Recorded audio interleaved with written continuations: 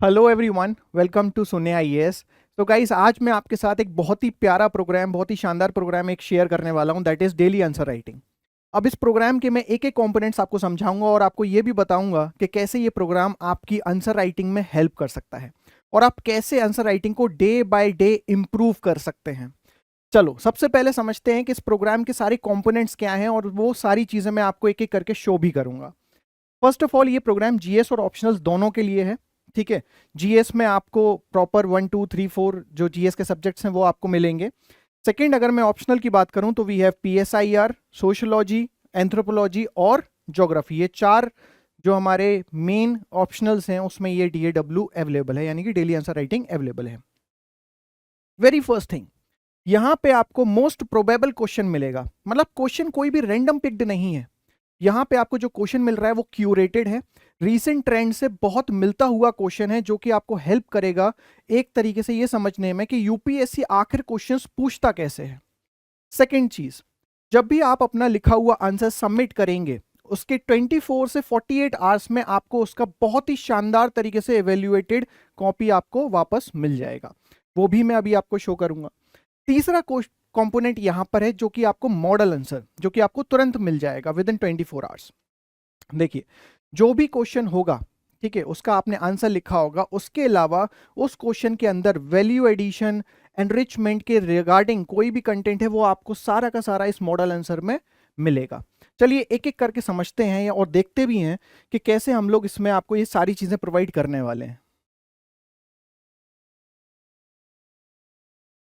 सबसे पहले आप यहां पे देखिए, ये है हमारा माइक्रो शेड्यूल जो कि आपको ऑलरेडी एडवांस में मिलेगा। इसमें आपको पता लगेगा कि हर दिन आपको क्या क्या टॉपिक कवर करना है और उसके बिहाफ पे आपको वो क्वेश्चंस मिलेंगे। ठीक है। अब इसमें इससे आपको एक चीज का बहुत ही अच्छी तरीके से आइडिया लग जाएगा कि जब हम लोग बात कर रहे हैं किसी एक पर्टिकुलर टॉपिक की तो आप उसको पढ़ेंगे, उसका क्वेश्चन आपको मिलेगा, आप प्रैक्टिस करेंगे और आप अपने आप को सॉलिड बनाएंगे। अब इससे बेनिफिट क्या है?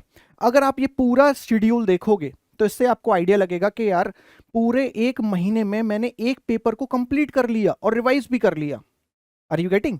तो इस तरीके से आपका मल्टीपल रिवीजन और हर एक सब्जेक्ट, यानी कि GS1, GS2, GS3, GS4 हर एक महीने में कवर होता चला जाएगा। और ये बहुत ही सॉलिड चीज है क्योंकि आप साइलेंटली सिर्फ क्या कर रहे हो, रिवाइज कर रहे हो टॉपिक को और 15 से 20 मिनट आप आंसर राइटिंग में दे रहे हो, तो वो भी आपका इंप्रूव हो रहा है और साथ साथ आपका रिवीजन भी क्वाइटली साइडली होता चला जा रहा है। ठीक है। सेकंड, जो क्वेश्चन आपको मिलेगा वो आपको कुछ इस तरीके से मिलेगा। देखिए, यहां पे आपको एक ब्लैंक शीट मिलेगी जहां पे क्वेश्चन लिखा हुआ है। अभी भी आप क्वेश्चन देख सकते हैं, क्रिप्टो करेंसीज के ऊपर है। लेट मी टेल यू, अभी भी क्रिप्टो करेंसीज के ऊपर और I would say virtual digital asset के ऊपर करंट अफेयर में बहुत हॉट टॉपिक था ये। ठीक है। तो यही वो क्वेश्चन आपके सामने है, आप इसको पढ़ सकते हैं, देख सकते हैं कि इसकी रिलेवेंस क्या है। ठीक है। तो ये क्वेश्चन आपका एज पर रीसेंट ट्रेंड है। नेक्स्ट, ये पूरा राइटिंग स्पेस है, वो भी आप देख सकते हैं।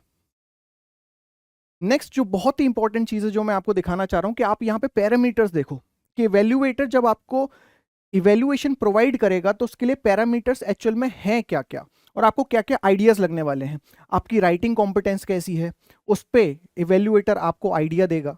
नेक्स्ट, स्ट्रक्चरिंग कॉम्पिटेंस कैसी है कि आपने क्वेश्चन का आंसर जो आपने दिया है उसमें आपने स्ट्रक्चरिंग कैसे की, क्या आपने सिर्फ सिंगल डायमेंशन में किसी आंसर को लिखा है या आपने मल्टी डायमेंशनैलिटी देखी है उस क्वेश्चन के अंदर। सपोज कीजिए कोई टॉपिक है, आपने सोशली, एनवायरमेंटली, पॉलिटिकली ये सारी चीज़ें आपने उसमें मैंशन की हुई हैं। ठीक है। इन डायमेंशंस के अंदर आपने पॉइंट्स लिखे हैं। Even stakeholder approach, getting, जैसे स्टेट लेवल पे क्या है, नेशनल लेवल पे क्या है, सिटीजन लेवल पे क्या है, वो सारी चीज़ें आपने वहाँ मेंशन की हुई हैं। तो इस तरीके से आपको आइडिया लगेगा कि आपके स्ट्रक्चर में कमी है या आपकी राइटिंग में कमी है या आपके प्रेजेंटेशन में कमी है। कई बार ऐसा होता है कि बच्चे क्या करते हैं, सीधा सीधा हब एंड स्पोक मॉडल बनाया और आंसर लिख दिया। अब आप सोचिए कि उसका रिलेवेंस वहां पर था भी कि नहीं था। वो सारी चीज़ें, वो सारा आइडिया आपको यहाँ से लग जाएगा।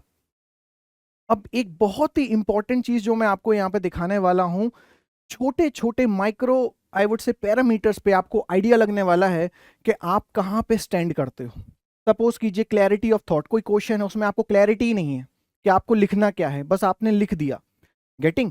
तो उसके रिगार्डिंग आपका क्या पैरामीटर है, कंटेक्स्ट कैसा था, क्या आपने कंटेक्स्ट मेंशन किया था कि ये क्वेश्चन पूछा गया है तो क्यों पूछा गया है।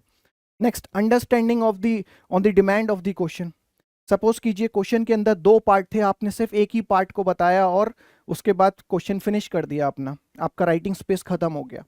तो ये सारी चीजें जितनी भी I would say micro parameters हैं वो सभी यहाँ पे आपको मिलने वाले हैं। इन सभी पे आपको रैंकिंग होगी, आपकी मार्किंग होगी कि आप कहाँ पे स्टैंड करते हैं, क्या चीज़ आपको इंप्रूव करनी है। अब आप सपोज कीजिए कि आपने कोई एक आंसर लिखा बट आपको आइडिया ही नहीं मिला कि आपको उसमें एक्चुअल में इंप्रूव क्या करना है। यहीं पे हम लोग आपको इस पूरे पैरामीटर्स के अंदर वो सारी गलतियां आपकी बताने वाले हैं जैसे कि आपका आंसर राइटिंग इंप्रूव हो पाए। दूसरी चीज देखिए, यहां पे आपको ये जो मॉडल आंसर मिलेगा, आप इसकी फ्रेमिंग देखो। सबसे पहले ये जो क्वेश्चन है एज पर रीसेंट ट्रेंड, ये मैं आपको ऑलरेडी बता चुका हूं।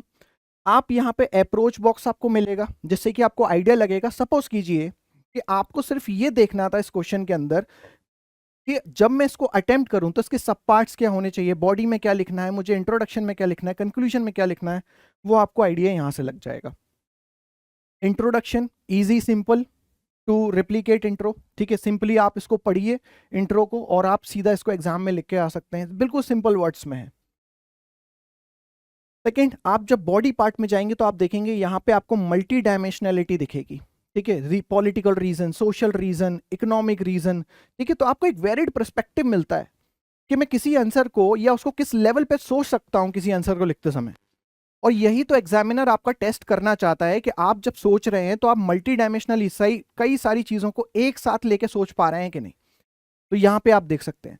सेकंड, ये जो आपको एग्जांपल्स यहां पे मिलेंगे, ये सभी एग्जांपल्स आपके लिए एक तरीके का वैल्यू एडिशन, एक एनरिचमेंट का काम करने वाले हैं। इससे आपका कंटेंट और भी एनहांस होगा। और देखिए एग्जाम्पल का एक सबसे बड़ा पॉइंट और होता है कि सपोज कीजिए कि मैंने कोई पॉइंट आपको बोला बट उस पॉइंट की वैलिडिटी है या नहीं है वो आपको एग्जाम्पल से पता लगेगा। कि जब सपोज कीजिए कि मैं बोल रहा हूँ हिस्टोरिकल क्लेम्स के कोई डिस्प्यूट है तो वो डिस्प्यूट एक्चुअल में है भी कि नहीं है वो आपको पता लगेगा। Yes, Meghalaya dispute Assam territory या Assam control over block 1 and 2 of Karbi Anglong. तो ये इस जगह से आपको ये आइडिया लग जाएगा कि हाँ ये वैलिडेशन है, ये प्रॉब्लम एक्चुअल में परसिस्ट करती है। तो इस तरीके के वैल्यू एडिशंस डेटा आपको भर भर के मिलने वाले हैं। तो उससे आपका वैल्यू एडिशन, इवन एनरिचमेंट, आपके आंसर राइटिंग स्किल्स और भी ज्यादा इंप्रूव होंगे। नेक्स्ट यहां पे आप देखो, अब अगर मैं बेसिकली इस क्वेश्चन पे वापस जाऊं तो आपको दिखेगा यहां पे कि आपसे 2 पार्ट्स में क्वेश्चन पूछा गया था कि examine the reasons for the various interstate boundary disputes in the north eastern region of India, पहला पार्ट। फिर सेकेंड पार्ट बोलता है discuss its impact on internal security, ये दूसरा part, as well as relations with other countries, तो ये तीसरा part हो गया। अब आप देखोगे पहला पार्ट यहाँ पे ऑलरेडी कवर्ड है, दूसरा पार्ट आपको यहाँ मिल रहा है और तीसरा पार्ट भी आपको यहाँ मिल रहा है। तो इस जगह से आपको पता लगेगा कि इंडिविजुअल डिमांड ऑफ क्वेश्चंस वो सारी चीजें यहाँ पे मेंशन्ड होगी। ऐसा नहीं है कि सिर्फ मॉडल आंसर आपको देने के लिए बस प्रोवाइड कर दिया, ऐसा नहीं है, ठीक है। मॉडल आंसर से आपको प्रॉपर अंडरस्टैंडिंग भी होगी कि कैसे ये चीज एक्चुअल में न्यूज में थी और उसका मुझे आइडिया होना चाहिए। फाइनली आपको कंक्लूजन मिलेगा, बिल्कुल प्रिसाइज प्रैग्मेटिक, आपको बैलेंस्ड अप्रोच देने के लिए। कई बार क्या होता है बच्चे बहुत ज़्यादा क्रिटिकल हो जाते हैं किसी भी टॉपिक को लेके क्योंकि उनके पर्सनल बाइसेस उस टॉपिक के अंदर आ जाते हैं और वो होना बहुत ही गलत चीज़ है आपकी यूपीएससी में जाने के लिए। तो उस चीज़ के लिए आपको एक प्रैग्मेटिक, बहुत ही अच्छा एक बैलेंस्ड अप्रोच से आपको कंक्लूजन भी इसमें मिलेगा। Last let me just show you कि किस तरीके से आपको अल्टीमेटली इवेल्युएशन मिलने वाला है, which is the major thing in this programme. इस प्रोग्राम का सबसे बड़ी चीज यही है। ये देखो यहां पे आपको मिलेगा, जैसे भी आप यहां पे देखेंगे तो आपको समझ में आ जाएगा कि यार क्या क्या गलतियां यहां पे हुई है। अब ये जो बच्चा है उसने क्या किया कि यहाँ पे कोट डाल दिया है। भाई यहाँ पे इस क्वेश्चन में मे बी कोट की कोई जरूरत नहीं है, this is what pointed out by the evaluator. Evaluator ने यहाँ पे पॉइंट आउट किया है कि आपको ये कोट शायद यहाँ यूज नहीं करना चाहिए था। सिमिलरली अगर आप देखेंगे तो इसमें बहुत सारी मिस्टेक्स, जो भी गलतियां हैं, even hub and spoke model को किस तरीके से यूज करना चाहिए नहीं करना चाहिए, ठीक है, वो सारी चीजें यहाँ पे मेंशन्ड है। अब जैसे आप देखेंगे यहाँ पे कि गलती क्या हुई है, आपने एस्पेक्ट्स लिखे रिलीजियस, सोशल, एक्सटर्नल, बट उसके अंदर आपने कुछ भी मेंशन ही नहीं किया, आपने उसको सिर्फ एक स्केलेटन बना के छोड़ दिया। तो वो सारी चीजें आपकी यहाँ पे गलतियां पॉइंट आउट की गई हैं। फिगर आपने बनाया, बट फिगर क्या है, किस तरीके का आइडिया देता है, वो आपने नहीं बताया। ठीक है, आपने मल्टीपल एस्पेक्ट्स में नीचे डिस्कस किया, but you have eaten up this space. अब ये स्पेस आपने यहाँ पे इसको ईट अप कर दिया। ठीक है, तो ये कहीं ना कहीं जो नेगेटिव इंपैक्ट बनता है वो सारी चीजें यहाँ पे आपको पता लगेंगी।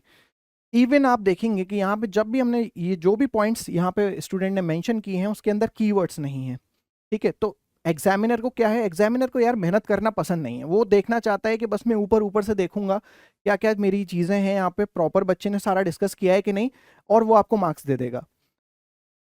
ठीक है, तो इसी तरीके से आप देखिए कि सारा जितनी भी गलतियां या जितना भी इंप्रूवमेंट हो सकता है वो सभी कुछ यहाँ पे मेंशन किया हुआ है एवेल्युएटर ने, अलोंग विद एक लास्ट पेपर आपको यहाँ पे भी मिलेगा, जहाँ पे आपको दिखेगा कि जो हमारे एवेल्युएटर्स हैं उन्होंने सारी बातें यहाँ पे लिखी हुई हैं कि आपकी कहाँ कमी थी, इंट्रोडक्शन में, कंक्लूजन में कंटेक्स्ट सूटेबल था कि नहीं था, और बाकी सारी चीज़ें, यानी कि आप कहाँ कहाँ पे इंप्रूवमेंट कर सकते हो, वो एक एक चीज़ यहाँ पे आपको मिल रही है।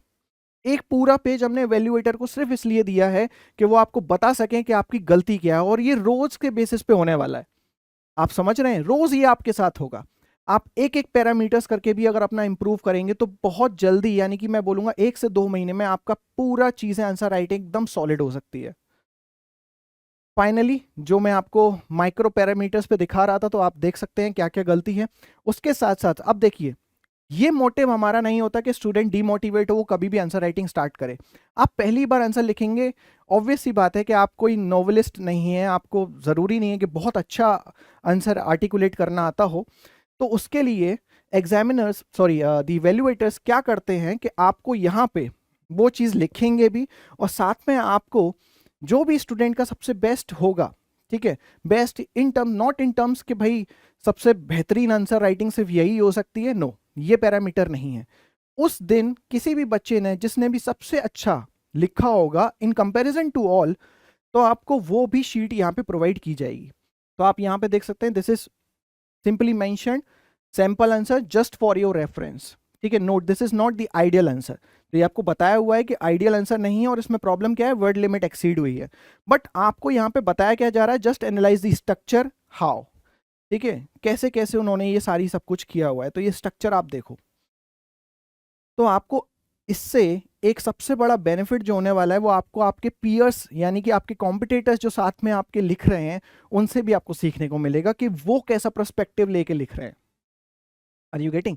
तो ये सारी चीजें आपको इस एक सिंगल प्रोग्राम में मिलने वाली है, that is daily answer writing programme. All you have to do, description में लिंक है, आप जा सकते हैं। मे का अभी स्टार्ट होने वाला है, so you can enrol now and get your answer writing skills to the next level. Thank you.